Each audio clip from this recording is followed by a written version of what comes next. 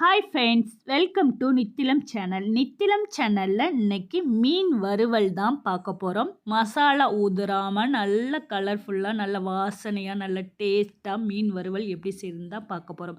இந்த ரெசிபிக்கு நான் 1/2 கிலோ விலை மீன் எடுத்திருக்கேன். நல்லா கழுவிட்டு வச்சுருக்கேன். மசாலா ரெடி பண்ணிக்கலாம்.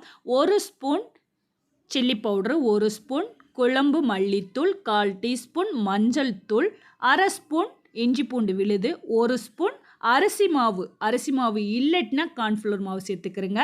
தேவையான அளவு உப்பு சேர்த்துட்டு மிக்ஸ் பண்ணிக்கிறேங்க. அடுத்து லெமன், 1/2 லெமன் சேர்த்துக்கிறேன். லெமனுக்கு பதிலாக புளித்தண்ணியோடு சேர்த்துக்கலாம். அடுத்து 1 ஸ்பூன் ஆயில் மறக்காமல் சேர்த்துக்கிறேங்க. இந்த ஆயில் சேர்க்கும்போது தான் அந்த மசாலா உதிராமல் மீனோட ஒட்டி நல்லா மொறு மொறுன்னு நல்லா டேஸ்ட்டாக இருக்கும்.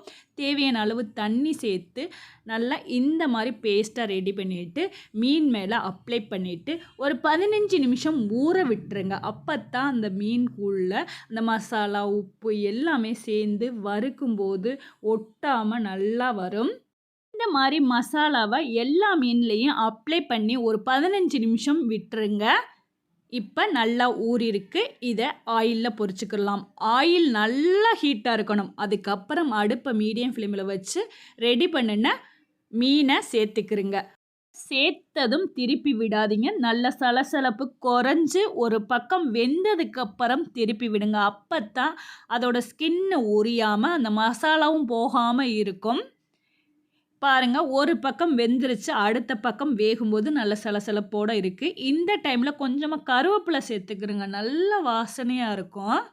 சேர்த்து எல்லா பக்கமும் திருப்பி விட்டு இந்த மாதிரி கலர் சேஞ்ச் ஆனதுக்கப்புறம் எடுத்து சர்வ் பண்ணுங்கள். கமகமனு வாசனையான மீன் வறுவல் ரெடி ஆயிடுச்சு. என்னோடய வீடியோ பார்த்துட்டு கண்டிப்பாக ட்ரை பண்ணிவிட்டு இந்த வீடியோ பிடிச்சிருந்தால் மறக்காமல் லைக் கொடுங்க.